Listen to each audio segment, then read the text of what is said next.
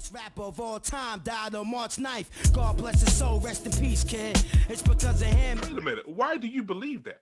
You have a chance to make your point. Why do you believe that Biggie Okay, is the greatest of all time?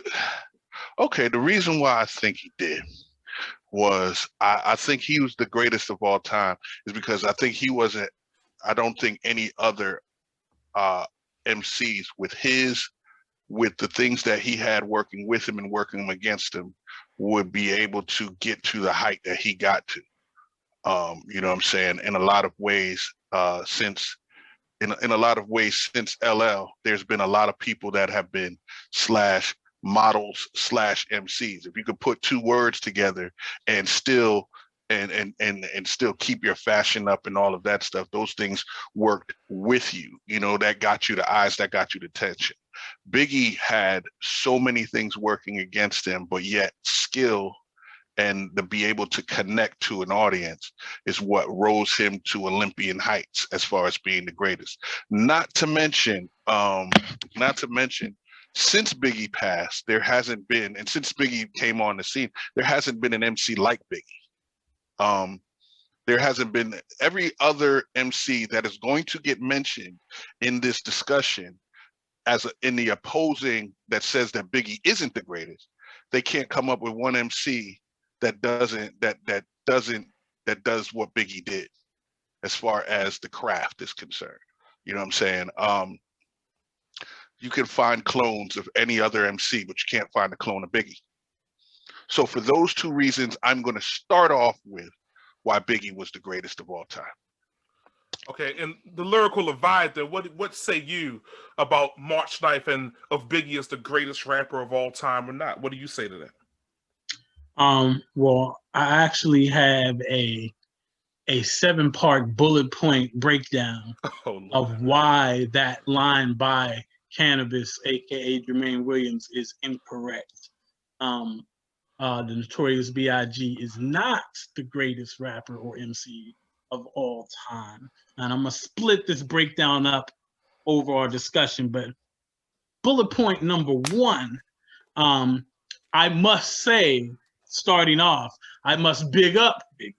I must say why Biggie is so great and why he should be a part of this conversation and why that question is even a valid question to ask. Big, to me, is top 5, dead or alive. Well, dead, unfortunately, but definitely top 5. Where in the 5? I'm not gonna say just yet, but I will say not number 1. But what makes Biggie part of this discussion? What makes him very much considered for this? I agree that he did something no one else did. And specifically what I think he did, and what I don't think any other MC did since him, except for Eminem. And Eminem had the caveat of being white and doing it. But what other MCs should have done more of, should do more of, and should have studied what Biggie did was that Biggie was able to make mainstream songs and hits, but never compromise the level of lyricality he put into his writing. Like, he was as lyrical in a song about women and partying as Wu-Tang was in a song about battling. He never compromised his level of writing. And some of that was Puff Daddy's innovation of being like, look, we're going to do songs like this with these kind of R&B loops. I'm going to get somebody to throw some drums underneath it, and I'm going to pretend that I did the beat when I really didn't. And you can rap about being in the club. You can rap about having money. You can rap about being on the corner. You can rap about all those stereotypical mainstream things. But Biggie did it in a way that was so skilled, that was so unique and so different. And that was what he brought to the game that no one else did. However, my caveat to that first point is that was not as impactful as the person who did something even more unique that I feel is number 1. You know, why Biggie's big footprint is able to do that among many things, but I think mainly that he was able to be mainstream and artistically above everyone else at the same time. However, number 1, William Griffin III, aka the God Rakim Allah, what he did was he changed the entire trajectory of the art of MCing.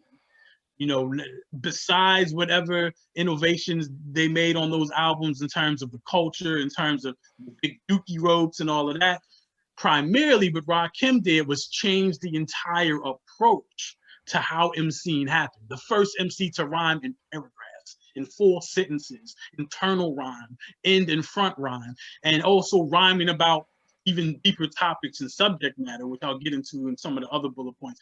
But what Biggie did to shift things was astronomical. What Rakim did was intergalactic, and even made it possible for everyone who followed, including Biggie, because of not just what he rhymed about and how he rhymed, as big as those were, but it's the way he did it, like no one else had did it before. At age 17, again, I've said this before, you look at the lyrics to check out my melody, something he wrote in high school, and it's still light years ahead of some of the rhyming happening now. No one had even tried to rap like that before. So I have to stand here today as what I was when I was born, a black man. Your racism bounces off me, I'm bulletproof.